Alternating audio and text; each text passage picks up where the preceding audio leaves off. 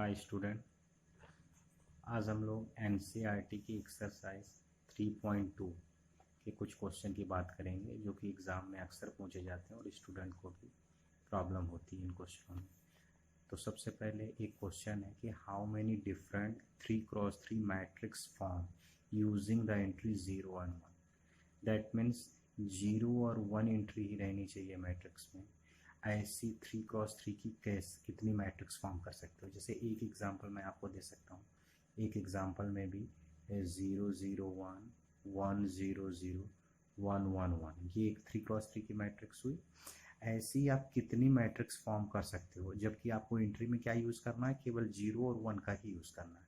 Then how many matrix can you form. ऐसे question के लिए सीधा सीधा फार्मूला होता है, number of matrix is equal to the number of entry upon power order of the matrix. That means the number of matrix कैसे निकालोगे, पहले तो नंबर ऑफ एंट्री और order of the matrix power बनेगा। तो इस वाले क्वेश्चन में क्या है, ऑर्डर ऑफ द मैट्रिक्स कितना है 3x3, तो 9 हुआ। नंबर ऑफ एंट्री कितनी है, 2 है, 0 और 1, तो 2 हुआ। और आपको नंबर ऑफ मैट्रिक्स कितना होगा, ये फार्मूला में लगाओ, number of entry 2 and order of the matrix is 9। That means answer 2 the power 9। Okay, इस तरीके से आपका काम बन जाएगा। अब देखिए 3.2 एक्सरसाइज जो है आपकी, इसका एज इट इज जो जैसे क्वेश्चन नंबर है हमने वही लिख दिया है। ठीक, तो हम लोग क्वेश्चन देखते हैं। ऑब्जेक्टिव टाइप क्वेश्चन है, कह रहा है कि assume X Y Z W and P are the matrix of order 2x n 3x के 2x p n×3 and p×k respectively. Choose the correct answer in 21 and 22 question. Okay, the restriction on N K and P, so that N और P के में क्या restriction होगी। आपको given है P Y plus W Y will be define. अब आपको पता है कि पी वाई कब डिफाइन होगा, multiplication of two matrix are define कब, जब एक का कॉलम दूसरे के रो के इक्वल हो, याद करो। और इसी तरीके से इसमें, और sum of two matrix is define if order of the matrix are equal. Okay, तो इस बात को ध्यान में रखते हुए आपको इन चार ऑप्शन में से कोई एक टिक करना है। Okay, A B C and D, चार ऑप्शन है। सिमिलरली दूसरा क्वेश्चन है कि if n is equal to p हो, यानी n की वैल्यू p हो, then the order of the matrix 7x - 5z 7x - 5z। देखो यहाँ पे क्या है, sum and addition and subtraction of the matrix are defined if order of the matrix are equal. Okay, तो यानी x का order और z का ऑर्डर आप इक्वल करोगे, आंसर आपका अपने आप आएगा। अब हम क्वेश्चन को सॉल्व करते हैं, देखते हैं कि क्या कहना चाह रहा है।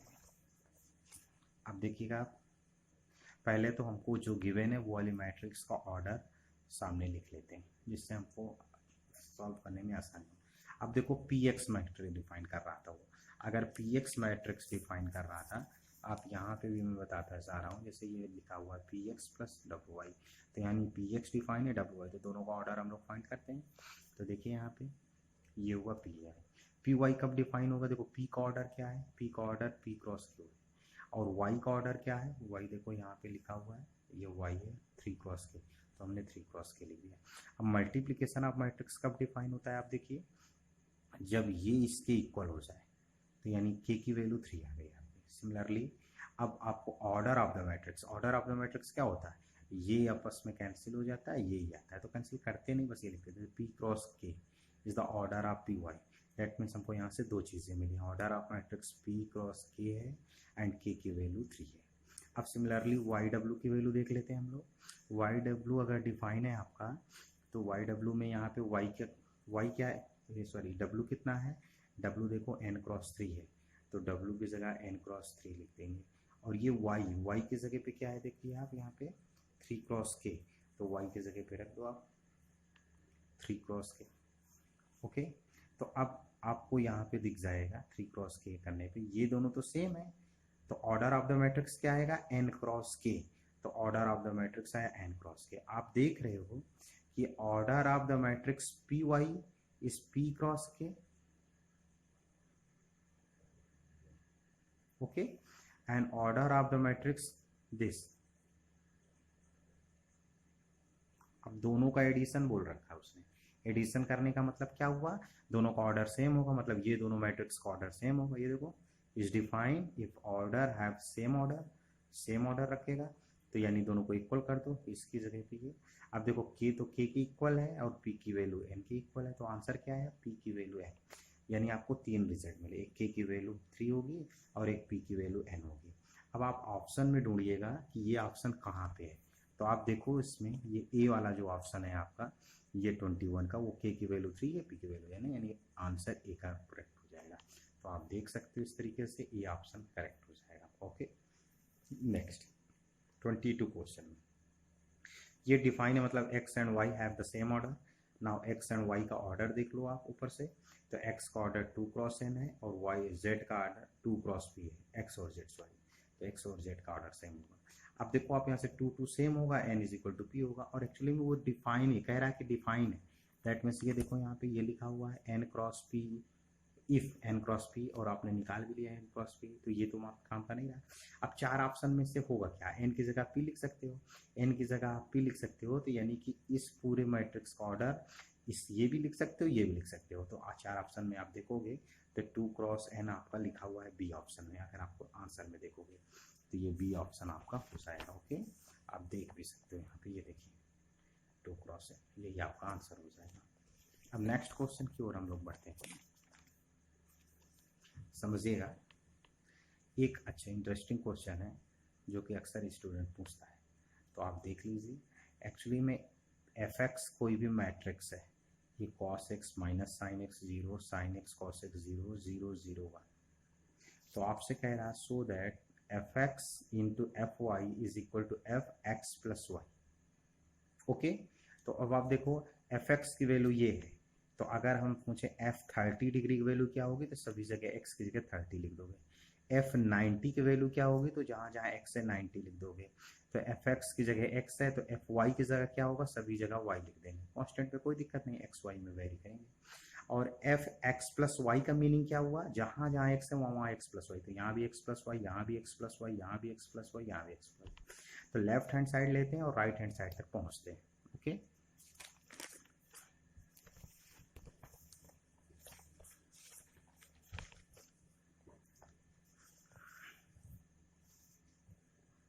समझिएगा। आप एफ एक्स और एफ वाई कंसिडर करो। एफ एक्स मीन्स वही मैट्रिक्स है, अब उसी मैट्रिक्स में जहाँ जहाँ एक्स है वहाँ वाई लिख दो तो एफ वाई हो जाएगा। मल्टीप्लाई करना आपको अच्छे से आता है, और रो वाई कॉलम, तो इसका मल्टीप्लाई यहाँ, इसका मल्टीप्लाई यहाँ, ये 0 है, तो देखो cos X cos Y minus sine X sine Y. Similarly इस रो का इस कॉलम में मल्टीप्लाई करोगे तो cos X minus sine X into में रहे minus cos X sine X और minus sine X cos X, और ये 0 हो जाएगा। तो यही एंट्री आ रहा। फिर इस वाले को इससे करोगे तो ऊपर के दोनों 0 से ये भी हो जाएंगे, इससे ये 0 हो जाएगा, तो ये 0 हो गया। अब मल्टीप्लाई करना आपको आता है, इसको मल्टीप्लाई कर लीजिए। जैसे मल्टीप्लाई करोगे तो ये फार्मूला बन जाएगा, देखो cos X cos Y minus sine X sine Y, किसका फार्मूला होता है, कॉस एक्स प्लस वाई का, तो ये कॉस एक्स प्लस वाई हो जाएगा। ओके, अब देखो इसमें से माइनस कॉमन ले लो, तो क्या बना, sine X cos Y plus cos X sine Y, तो फार्मूला किसका हुआ, साइन एक्स प्लस वाई का, ये 0 0 हो गया। अब फिर उसके बाद इसमें देखो ये फिर से साइन ए प्लस वी का फार्मूला बना, sine A cos B plus cos A sine B, sine A plus B होता है, तो sine X cos Y cos X sine Y, तो sine X plus Y. Similarly यहाँ पे भी देख लो आप, कॉस कॉस साइन साइन, किसका फार्मूला बना है, cos X cos Y minus sine X sine Y, तो हो जाएगा कॉस एक्स प्लस वाई 0 1। अब देखिए इन दोनों का मल्टीप्लाई हमने किया, लेफ्ट हैंड साइड किया, और आंसर आपका देखो जहाँ जहाँ एक्स था क्वेश्चन में, जहाँ जहाँ एक्स था वहाँ वहाँ एक्स प्लस वाई आ गया है, ये देखो। तो यानी ये फंक्शन किसका हो गया, एफ एक्स प्लस वाई का हो गया, एफ एक्स प्लस वाई का हो गया, और आपको यही प्रूव भी करना है। ओके, अब आप नेक्स्ट क्वेश्चन पे आ जाओ। नेक्स्ट क्वेश्चन बहुत इंपॉर्टेंट है, एक है, अब ये क्वेश्चन नंबर 18 है। 18 क्वेश्चन क्या कह रहा है, ए की value 0 minus ten alpha by two, ten alpha by two 0, and I is the identity matrix of order 2। Then आपको शो क्या करना है, 1 plus A sorry identity plus A, identity minus A, cos alpha minus sine alpha, sine alpha cos alpha. Okay, अब left hand side निकालो, 1 plus A, तो यहाँ 1 के sorry identity plus A, identity ये हुआ ये हुआ, दोनों को ऐड कर लो, ऐड करोगे तो इससे 0 ऐड होगा तो 1 आ जाएगा, यहाँ इससे करोगे तो minus ten alpha by to है ये। Okay, minus ten alpha by to, इसका इसमें ऐड करोगे टेन अल्फा बाई टू, 1 का इसमें ऐड करोगे 1 हो जाएगा। ये तो लेफ्ट हैंड साइड आ गया ये वैल्यू। अब राइट हैंड साइड की बात हम लोग कर लेते हैं, समझिएगा। राइट हैंड साइड करने से पहले आप क्या करो, एक्चुअली में हमें यहाँ पे साइन कॉस में गिवन थी वैल्यू, ओके। तो हम क्या करेंगे, पहले टेक कर लेते हैं tan अल्फा बाई 2 की वैल्यू t, क्यों कर रहे हैं अभी करेंगे तो समझ में आएगा आपको। कॉस अल्फा अल्फा बाई 2 में चेंज करना है तो कॉस का फार्मूला कॉस 2 थीटा वाला फार्मूला आपको याद होगा। तो ये 1 minus tan square alpha 1 plus tan square, अगर यहाँ पे 2 अल्फा होता तो यहाँ पे अल्फा होगा, अल्फा इसलिए अल्फा बाई 2 है, okay. Similarly sine alpha 2 tan alpha by 2 1 plus tan square alpha, अब ये वैल्यू हो गई। अब देखिएगा राइट हैंड साइड ये है आई माइनस है, तो ये आई है, ए की वैल्यू है, कॉस अल्फा है।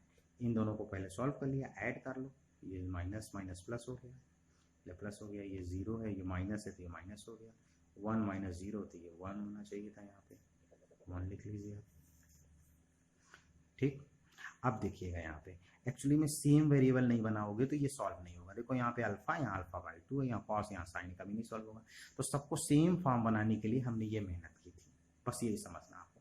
जब तक सेम फॉर्म बनाओगे नहीं आप तब तक ये सॉल्व नहीं होगा। तो सबको जितने भी साइन कॉस हैं इनको tan अल्फा बाई 2 में चेंज करो, फिर tan अल्फा बार बार लिखने में आपको दिक्कत होगी, बड़ा होगा तो हमने उसको t ले लिया, t ले लो, x ले लो, कुछ भी कर लो, क्योंकि इतना बड़ा रहेगा तो आपको दिक्कत होगी, इसलिए हमने ऐसे कर लिया, ओके। अब देख लीजिए यहाँ पे आप, तो अब इसकी वैल्यू यहाँ पे पुट करो। अब पुट करने के बाद बेटा कुछ नहीं करना है, रो बाई कॉलम, इसका मल्टीप्लाई यहाँ करो, इसका मल्टीप्लाई यहाँ किए तो क्या हुआ 2 tan स्क्वायर, ये हुआ। रो बाई कॉलम, इसका मल्टीप्लाई यहाँ किए तो -2, इसका मल्टीप्लाई इसमें करोगे तो t माइनस टी क्यूब, ये देखो t minus T cube. Similarly इसका मल्टीप्लाई कर लीजिए। अब सॉल्व करोगे, देखो यहाँ पे ये एलसीएम सेम है, तो ऊपर की value minus T square 2t square, तो यहाँ पे क्या आएगा प्लस टी स्क्वायर हो जाएगा ना, तो ये देखो।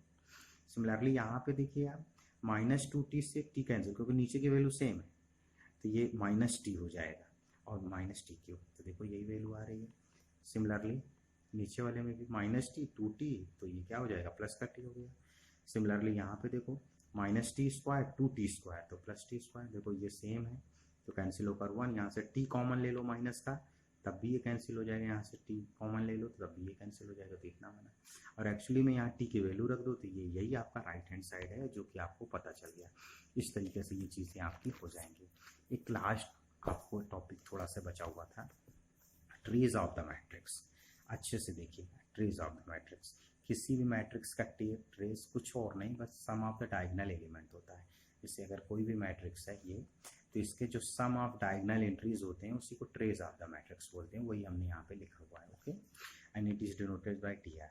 तो trace of the matrix sum of all diagonal element, देखो A1 1 2 2 A3 3 AN। एक एग्जांपल दे दे रहे हैं, मैट्रिक्स A है, इसका ट्रेस निकालना है, तो trace of A means sum of diagonal element. तो सम ऑफ डायगोनल एलिमेंट क्या है 179 179, answer is 17। This is your complete theory of the matrix, okay.